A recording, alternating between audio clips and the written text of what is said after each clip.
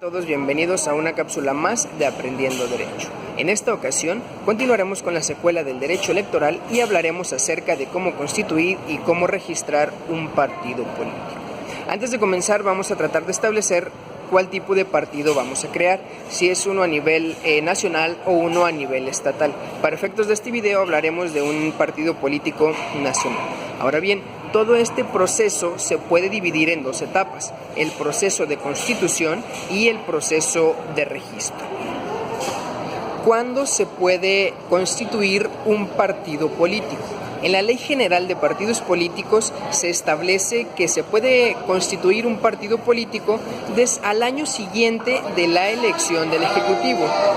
Por ejemplo, en el 2018 se van a celebrar elecciones en donde se renueve el Ejecutivo.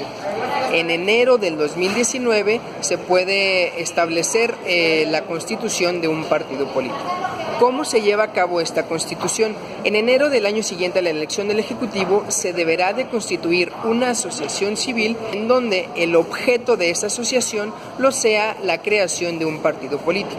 A lo largo de ese año se deben verificar diversas circunstancias, como lo son la creación de los documentos básicos. ¿Qué son estos? El programa de acción, los estatutos y los lineamientos del partido, el programa de acción, sus objetivos y su declaración de principios.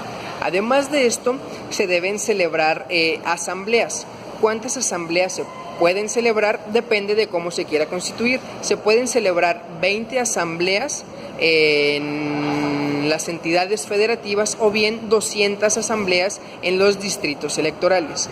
¿Cuál es la condición de la celebración de dichas asambleas? En caso de que decidan hacerse en las entidades federativas, deben de contener por lo menos 3,000 militantes en cada una de las asambleas. En dado caso de que se quiera hacer mediante los distritos electorales, en todas las asambleas debe de haber por lo menos 200 militantes. Entonces, si se decide, retomando un poco, si se decide en celebrar las asambleas en 20 entidades federativas, en cada una de las entidades deben de tener por lo menos 3,000 militantes. Si se deciden celebrar en los distritos electorales, en cada distrito electoral deberá de tener por lo menos 300 militantes. Ese es el objetivo de estas asambleas, el generar militantes y establecer a los delegados y a los suplentes. En cada una de las asambleas se deberán de elegir por 2 suplentes, así como 2 delegados titulares. A lo largo de la celebración de todas estas asambleas, se debe de celebrar una asamblea constitutiva a la que solamente acuden los delegados y los suplentes, y en esta asamblea se aprueban los documentos básicos y se verifica el nivel de militantes. Otra cosa importante a destacar es que al final de todas estas asambleas la cantidad de militantes debe de ser de por lo menos el 0.26% del padrón electoral de la elección federal anterior. Entonces, para efectos de explicar lo anterior, se deben de celebrar las asambleas, se deben de aprobar los documentos básicos y se debe verificar la cantidad de militantes. Este es el periodo de constitución, el cual se lleva a cabo al año siguiente de la elección del Ejecutivo.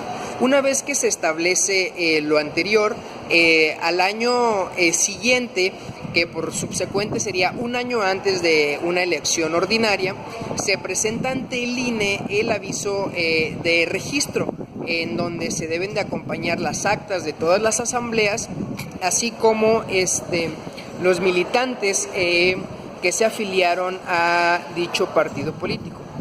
Una vez que se entregan estos documentos al el INE, los revisa y en su caso los rechaza o los aprueba. En caso de que los apruebe, los efectos del registro empieza a surtir efectos a partir del 1 de julio del año anterior a la elección. Una vez que quede legalmente registrado, este partido político tiene tanto los derechos y obligaciones que enmarca la Ley General de Partidos Políticos. Tiene derecho a las prerrogativas, a financiamiento público, financiamiento privado, acceso de radio y televisión, entre otras cuestiones, así como también la obligación de presentar sus informes mensuales, de contar con los órganos técnicos, de mantener el número de militantes, entre otras obligaciones que marca la propia Ley General de Partidos Políticos. Entonces, para concluir, ¿cómo se constituye y registra un partido político? Año siguiente de la elección del Ejecutivo Federal se crea una asociación civil. Durante todo ese año se celebran asambleas en donde se establecen 2 delegados y se aprueban los documentos básicos. Al término de esas asambleas se establece una asamblea constitutiva, se aprueban los estatutos. Al año siguiente se presenta el registro ante el INE y aprueba o rechaza, y surte los efectos del registro en caso de aceptación a partir del 1 de julio del año anterior a la elección. Síganle dando like a la página de Aprendiendo Derecho, y en el siguiente video hablaremos acerca de los derechos y obligaciones de cada partido político más a detalle.